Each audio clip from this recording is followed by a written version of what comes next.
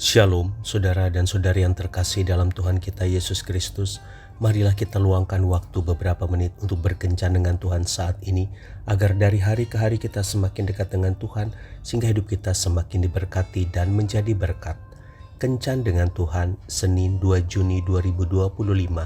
Bacaan dari surat kedua Petrus bab 1 ayat 3 sampai dengan 4. Karena kuasa ilahinya telah menganugerahkan kepada kita segala sesuatu yang berguna untuk hidup yang saleh oleh pengenalan kita akan Dia yang telah memanggil kita oleh kuasanya yang mulia dan ajaib. Dengan jalan itu Ia telah menganugerahkan kepada kita janji-janji yang berharga dan yang sangat besar, supaya olehnya kamu boleh mengambil bagian dalam kodrat ilahi dan luput dari hawa nafsu duniawi yang membinasakan dunia. Demikianlah sabda Tuhan, syukur kepada Allah. Saudara dan saudari yang terkasih dalam Tuhan kita Yesus Kristus, suatu ketika di sebuah acara pertemuan, ada seorang pria berdiri untuk memberikan sebuah kesaksian. Aku pernah tinggal di Pennsylvania sebagai seorang gelandangan selama beberapa tahun.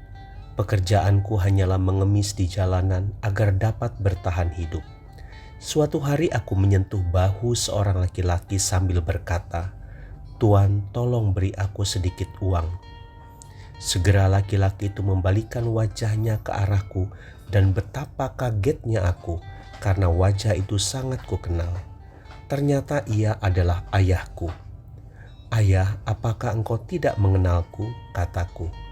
Segera kedua tangannya memelukku dan sambil menangis ia berkata, "Aku sudah menemukanmu dan kau perlu tahu bahwa semua yang aku miliki adalah milikmu." Saudara dan saudari yang terkasih dalam Tuhan kita Yesus Kristus, seperti inilah Bapa di sorga mencari anak-anaknya yang terhilang. Ia mencari dengan penuh kerinduan, bukan agar sekadar kita kembali kepadanya, melainkan Ia mencari kita agar kita kembali kepadanya dan menerima kekayaan yang disediakannya melalui Kristus Yesus. Supaya pada masa yang akan datang, Ia menunjukkan kepada kita kekayaan kasih karunia-Nya yang melimpah-limpah sesuai dengan kebaikannya terhadap kita dalam Kristus Yesus. Efesus bab 2 ayat 7. Kekayaan kasih karunia-Nya yang dimaksudkan bukan hanya karyanya yang mendatangkan keselamatan bagi jiwa kita, tetapi juga untuk menerima berkat-berkat yang sudah Ia janjikan.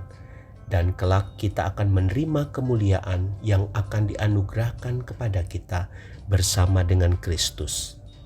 Saudara dan saudari yang terkasih dalam Tuhan kita Yesus Kristus, jika kita tahu bahwa Allah menyediakan semua yang baik bagi kita, mengapa kita masih tinggal dalam kehidupan yang terpisah jauh dari Allah? Sudah cukup banyak waktu yang kita pakai untuk melakukan yang sia-sia.